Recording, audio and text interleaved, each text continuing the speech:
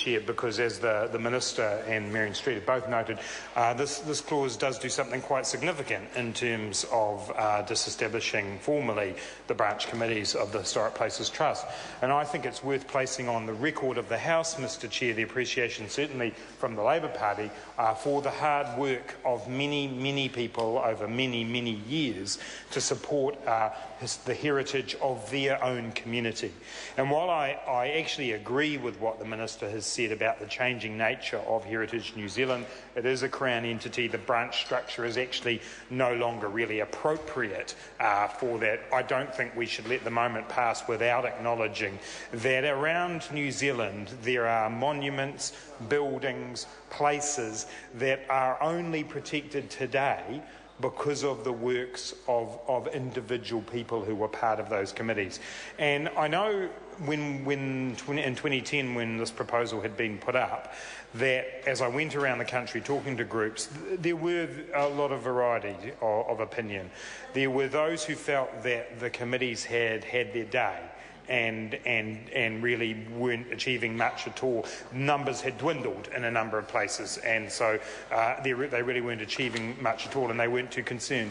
And then there were others, and I'm thinking here particularly of Dunedin, where it was a very strong group which had systematically gone around the city of Dunedin protecting the buildings. And anyone, members of the House who visit Dunedin, it's one of the things you notice instantly as you move around the city, the way in which the city has protected its heritage. Lois Gaylor and people like that who were part of making sure that Dunedin retained who it was, what it was as a city.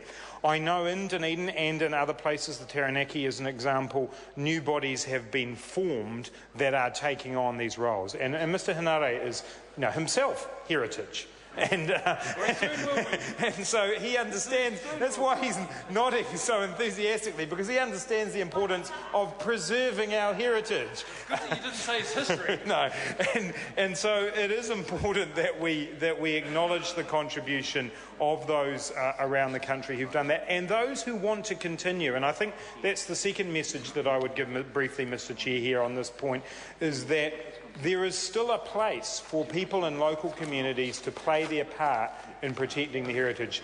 It's no longer a committee of the Historic Places Trust, but in different parts of the country, organisations have formed, as the Minister said, to be advocates.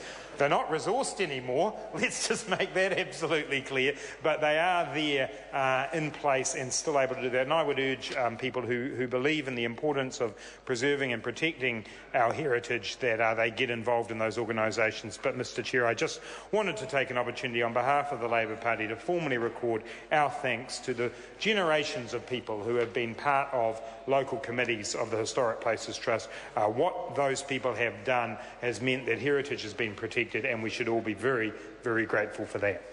Members, we move to the vote on part. Sorry, Mr. Chair? Is that a call? Yes, a brief call, Sorry. Mr Chair. Thank you very much. Catherine